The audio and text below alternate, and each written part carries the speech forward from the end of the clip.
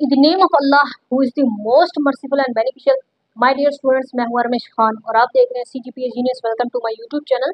In this video we are going to discuss about introduction of science and physics. बच्चे जब हम 9th class में थे ना तो हमारे टीचर्स ने भी यही कहा था, बच्चे इतना इंपॉर्टेंट नहीं है, बस एक बार रीड करा देते हैं टीचर्स, कहते हैं बच्चे ये इतना इंपॉर्टेंट नहीं है. भाई एक बार याद रखें, आप माइंड में रखें माय डियर स्टूडेंट्स, मेरे प्यारे प्यारे स्टूडेंट्स, आपकी बुक के अंदर जितनी भी सारी चीजें हैं ना वो सारी की सारी इंपॉर्टेंट होती हैं.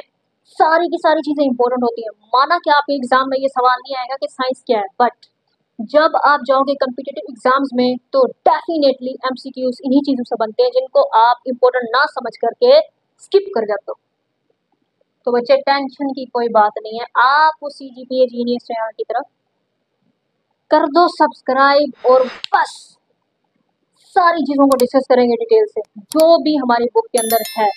नो रट्टा, जस्ट कंसेप्ट क्लियर. ओके, तो सबसे पहले बच्चे व्हाट इज साइंस? क्या है ये साइंस? साइंस क्या है तो भाई अब हम ये कहते हैं the word science, the word science, ये जो वर्ड है साइंस का, which is derived from Latin word. अब ये बच्चे कॉम्पिटिटिव एग्जाम में आपसे पूछा जा सकता है, जो वर्ड साइंस है derive from Latin word, not Greek, not any other language. ये डिराइव हुआ है फ्रॉम लेटिन, ठीक है, लेटिन वर्ड. एक तो ये लेटिन लैंग्वेज से और दूसरा वर्ड भी है कौन सा? सिंशिया. भाई इसको हम पढ़ेंगे लेटिन में, लेटिन में पढ़ेंगे तो क्या बोलेंगे? लेटिन में पढ़ेंगे तो इसको क्या बोलेंगे? सिंशिया. हाउ इंटरेस्टिंग, सिंशिया. इंग्लिश में पढ़ो इसको साइंटिया. क्या बोलोगे इंग्लिश में? इसको बोलोगे साइंटिया. विच मीन्स, मतलब क्या है भाई इसका? सिंशिया, सिंशिया विच मीन्स बच्चे नॉलेज, नॉलेज. अब बच्चे आपको ये तो पता चल गया साइंस क्या है, नॉलेज. साइंस क्या है? नॉलेज है. The word science which is derived from Latin word सेंशिया विच मीन्स नॉलेज. साइंस का इतना पता चल गया आपको. एमसीक्यूज क्लियर, ठीक है. अच्छा, अब बच्चे इसको जरा डिफाइन करो साइंस को. अब क्या करते हैं हम? साइंस को डिफाइन करने लगे, ठीक है. डेफिनेशन ऑफ साइंस, साइंस को डिफाइन तो करना चाहिए ना हमें. साइंस को डिफाइन करो ना, तो भाई पता तो चल गया नॉलेज है ये. साइंस क्या है? साइंस क्या है पता तो चल गया है. Science is a knowledge. Science is a knowledge. ऐसा नॉलेज जो कि हमें हासिल होता है, गेन होता है, गेन थ्रू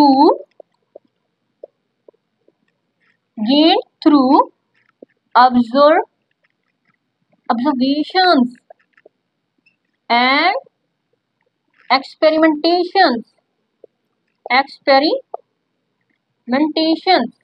यानी कि ऐसा नॉलेज जो कि हमें हासिल होता है ऑब्जर्वेशंस करने से एंड एक्सपेरिमेंटेशंस करने से. अब बच्चे ये ऑब्जर्वेशंस क्या होती हैं? ये जो यूनिवर्स है, ये जो नेचर है, इसके अंदर जितने भी फिनोमिना है, पंखा चल रहा है उसको देखो भी, पंखा चल रहा है, पंखा चल रहा है, ऑब्जर्व करो उसको, देखो सर्कल में क्यों घूम रहा है. तो मतलब नेचर में जितने जो फिनोमिना आकर होते हैं उनको देखना, उन्हें ऑब्जर्व करना, उनके बारे में थिंक करना, ठीक है. आप दरख्त के नीचे बैठे हो और पत्ते नीचे गिर रहे हैं, तो आप सोच रहे हो कि ये पत्ते जो हैं दरख्त से नीचे क्यों गिर रहे हैं, ठीक है ना. तो आपने पहले सोचा, आपने पहले देखा, ऑब्जर्व किया, थिंक किया, सोचा, थिंक करना, ऑब्जर्व करना, ठीक है. उसके बाद क्या करना है आपने? एक्सपेरिमेंटेशन करने हैं उसके बारे में कि नीचे क्यों गिर रहे हैं दरख्त के पत्ते, ऊपर भी तो जा सकते थे, ऊपर क्यों नहीं गिर रहे हैं. तो फिर एक्सपेरिमेंटेशन करने के बाद एक सॉलिड रीजन दिया आपने ये इसलिए दरख्त से जो पत्ते हैं नीचे गिरते हैं क्योंकि ज़मीन की क्या होती है, ग्रेविटेशनल फोर्स होती है, जिसकी वजह से चीज़ें, ऑब्जेक्ट्स नीचे आते हैं। इस फोर्स की वजह से ज़मीन की जो फोर्स है उसे ऑब्जेक्ट्स को अपनी तरफ खींचती है। ठीक है, अच्छा जी, तो ये रीज़न थी। यस, तो भाई साइंस भी बच्चे वही नॉलेज होता है जो कि हम गेन करते हैं through observations and experimentation. Clear है ना? यस। अच्छा जी, तो बच्चा ना यहाँ पर हमारे पास जितनी जो पूरी इस यूनिवर्स में, इस नेचर में जितनी चीज़ों को देखा जाता था, ऑब्जर्व किया जाता था, ठीक है, उनके बारे में एक सॉलिड रीजन दी जाती थी। उस टाइम में सिर्फ और सिर्फ एक ही सब्जेक्ट होता था जिसे कहते थे नेचुरल फिलॉसफी। ठीक है, नेचर की फिलॉसफी। ठीक है, नेचर के बारे में फिलॉसफी, नेचुरल फिलॉसफी एक ही सब्जेक्ट होता था। ठीक है, क्या कहते थे उसको? Natural philosophy. क्या कहते थे उसको? Natural philosophy, natural philosophy. ठीक है, एट दी मतलब ये कि 18th सेंचुरी, ठीक है, 18th सेंचुरी तक भी, मतलब इससे पिछली जितने भी आती हैं 16 या 17 जितने भी आती हैं वो सारी की सारी क्या थे? साइंस था, उस वक्त साइंस का कंसेप्ट था। उसके बाद 18th सेंचुरी आ गई, फिर भी यही सब्जेक्ट था, एक ही सब्जेक्ट था। 18th सेंचुरी भी आ गई थी, फिर भी एक ही सब्जेक्ट चल रहा था, नेचुरल फिलॉसफी उसको कहते थे। बट जैसे जैसे नॉलेज में इजाफा होता गया, जैसे जैसे बहुत ज्यादा नॉलेज आता गया, तब क्या किया उन्होंने? इस साइंस को डिवाइड कर दिया। ठीक है, इस साइंस को डिवाइड कर दिया। उसको क्या बोलेंगे?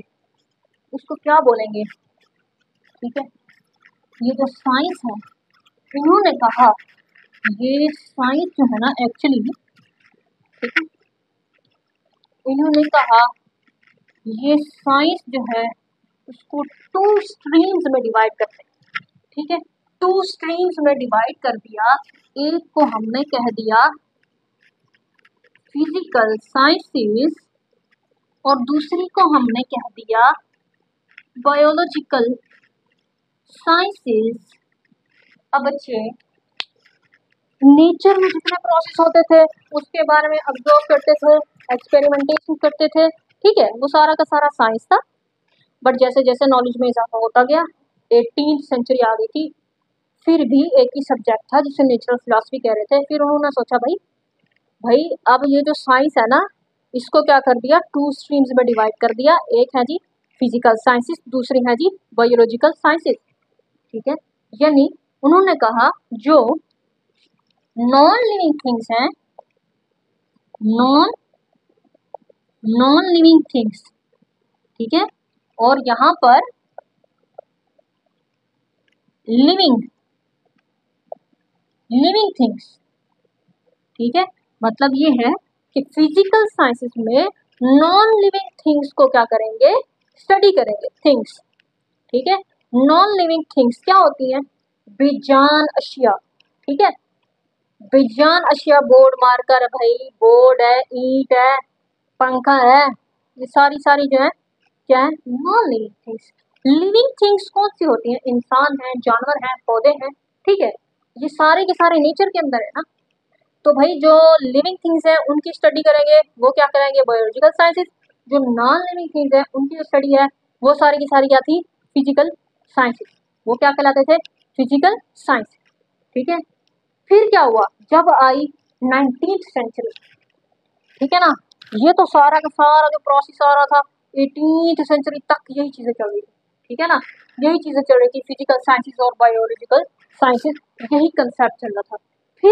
फिर जब आई 19th सेंचुरी, नॉलेज में बहुत ज्यादा इजाफा होता गया।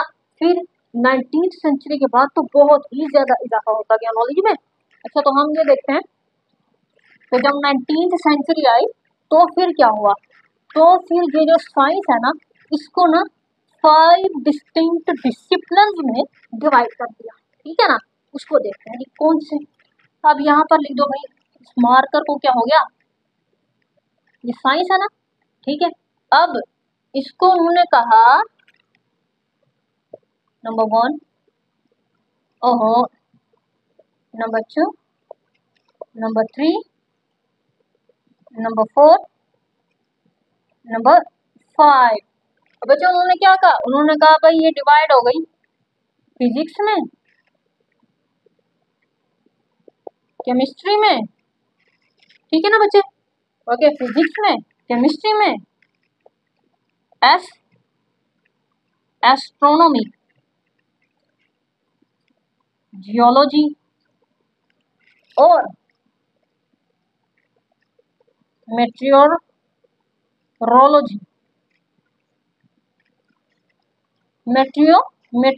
Meteorology clear. अच्छा जी, तो ये 5 क्या थी, 5 डिसिप्लिन्स में क्या कर दिया, इस साइंस को डिवाइड कर दिया, ठीक है ना। कब, 19th सेंचुरी में, कब, इन 19th सेंचुरी, जैसे 19th सेंचुरी स्टार्ट हुई तब इस साइंस को 5 डिस्टिंक्ट डिसिप्लिन में डिवाइड कर दिया। अब बच्चे ये देखना है हमने कि ये जो फिजिक्स है इसमें किस चीज को स्टडी करते हैं, केमिस्ट्री में किस चीज को स्टडी करते हैं, एस्ट्रोनॉमी में किस चीज को स्टडी करते हैं, जियोलॉजी में किस चीज को, और मेट्रियोलॉजी में किस चीज को हम स्टडी करते हैं, इस चीज को हमें देखना है। अगर आपने चैनल को सब्सक्राइब नहीं किया याद कर दो। ओके सो अब बच्चे हमने ये देखना है, फिजिक्स है ना, उसमें हम क्या करते हैं, स्टडी करते हैं मैटर्स। मैटर्स क्या है भाई, ऐसा ऑब्जेक्ट है जो जगह घेरे, अपनी मौजूदगी का एहसास दिलाए, जिसका मास हो, जिसका वॉल्यूम हो, वो सारे क्या हैं, मैटर्स। क्लियर है ना। हम क्या करते हैं, मैटर्स को स्टडी करते हैं, ठीक है ना। अब यहाँ पर लिखेंगे, इसमें हम क्या करते हैं, स्टडी ऑफ मैटर। इसमें भी स्टडी ऑफ मैटर ही है बच्चे। इस पूरी यूनिवर्स में, नेचर में, ठीक है, क्या है, मैटर ही तो है, हर जगह मैटर ही मैटर है, ठीक है। इसमें भी क्या करते हैं हम, स्टडी ऑफ मैटर ही करते हैं। बट डिफरेंस क्या आ रहा है, ये तो इसमें फिजिक्स में स्टडी ऑफ मैटर है, साथ में एनर्जी भी है, साथ में हमने किस चीज को, एनर्जी को भी ऐड कर दिया। Study of matter, energy and their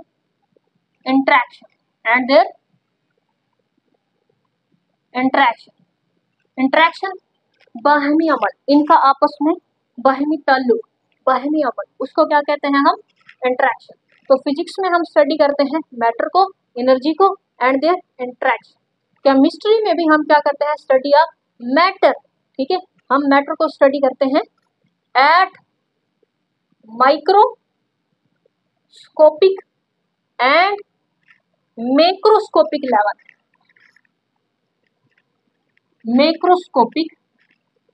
level, ठीक है ना।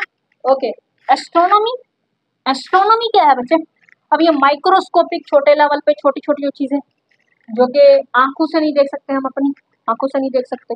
मैक्रोस्कोपी जिसको हम अपनी आंखों से देख सकते हैं, ठीक है ना। ओके, तो अब है एस्ट्रोनॉमी, इसमें कहते हैं स्टडी ऑफ एवरीथिंग। इसका क्या मतलब है, EVERY, एवरीथिंग। अच्छा भी इसकी क्या जरूरत पड़ गई, स्टडी ऑफ एवरीथिंग। इसमें हम कहते हैं जो हमारे पास होता है मून, सन, स्टार्स, प्लैनेट्स, ये सारी की सारी चीजें जिसको हम अपनी आंखों से देख भी सकते हैं और अपनी आंखों से नहीं भी देख सकते, वो सारी की सारी इंक्लूड है किसके अंदर, एस्ट्रोनॉमी के अंदर। Study of everything like moon, stars, planets, ठीक है ना बच्चे। ओके, अब उसके बाद आता है हमारे पास जियोलॉजी। बच्चे ये जो लॉजी का वर्ल्ड है, इसका मतलब होता है स्टडी, लॉजी का मतलब स्टडी, क्लियर। यहाँ पर है जियो का मतलब है जमीन, यानी कि study of earth, is it clear, yes. Geology में स्टडी ऑफ अर्थ, जमीन की क्या करते हैं हम, स्टडी, जमीन को स्टडी करेंगे, क्लियर। अच्छा जी, यहाँ पर हमारे पास मीटरियोलॉजी, अजीब सा वर्ड है मीटरियोलॉजी। इसमें क्या करते हैं, एटमॉस्फेरिक फिनोमिना, यानी जो वेदर है, क्लाइमेट है उनको स्टडी करना, ठीक है ना। यहाँ पर क्या आएगा, S study of atmospheric phenomena, ठीक है ना बच्चे। तो 19th सेंचुरी में इस साइंस को हमने 5 डिस्टिंक्ट डिसिप्लिन कहेंगे इसको, नॉट ब्रांचेस, डिसिप्लिन कहेंगे इनको, ठीक है। उसमें हमने इसको डिवाइड कर दिया था, जिसमें हमने फिजिक्स देखी, केमिस्ट्री देखी, एस्ट्रोनॉमी देखी, जियोलॉजी देखी, मेट्रोलॉजी देखी, ठीक है बच्चे। ओके, सो अब हम क्या कर रहे हैं, फिजिक्स को ही डिस्कस कर रहे हैं यहाँ बच्चे। और नेक्स्ट वीडियो में क्या करेंगे भाई, इसी फिजिक्स की जो ब्रांचेज है उसको हमें देखना है, क्लियर है ना। फिजिक्स की ब्रांचेस को हमने नेक्स्ट वीडियोस में डिटेल से देखना है। फिजिक्स के जो भी लॉज हैं, जो भी प्रिंसिपल्स हैं, वो सारी की सारी हम नेचर को अंडरस्टैंड करने के लिए, वो सारे के सारे हमें समझ बूझ आती है नेचर को अंडरस्टैंड करना, ठीक है। नेचर में जितने फिनोमिना होते हैं उनको अंडरस्टैंड करना, ये जो फिजिक्स के जितने भी लॉज हैं और जो प्रिंसिपल है वो इसी चीज़ के ऊपर बेस है कि हम नेचर को अच्छे से अंडरस्टैंड कर सकें। और अब हमने डिटेल में जाना है फिजिक्स पे, और फिजिक्स की जो है वो हमने फर्दर ब्रांचेस को देखना है। वैसे फिजिक्स की ब्रांचेस है, आपकी बुक के अंदर जो है वो कुछ ब्रांचेस का तस्करा किया गया है, लेकिन बहुत ज़्यादा फिजिक्स की ब्रांचेस हैं। और उन ब्रांचेस की क्या होती हैं, उन ब्रांचेस है, ब्रांचेस को आप डिवीजन्स भी बोलते हो ब्रांचेस को डिवीजन्स भी बोलते हो। फिर उन डिवीजन्स में क्या निकलती है, सब डिवीजन्स निकलती है, ठीक है ना। तो फिजिक्स की डिवीजन्स होती हैं, फिर उनकी सब डिवीजन्स होती हैं, यानी कि बहुत ज़्यादा। बट आपकी बुक में जितनी ब्रांचेस का तस्करा किया गया है, जिक्र किया गया है, जितने डिवीजन्स हैं उनको ही हम डिस्कस करेंगे, क्योंकि आपका जो पेपर है वो आपकी बुक से ही बनता है। कीप इट माइंड बच्चे।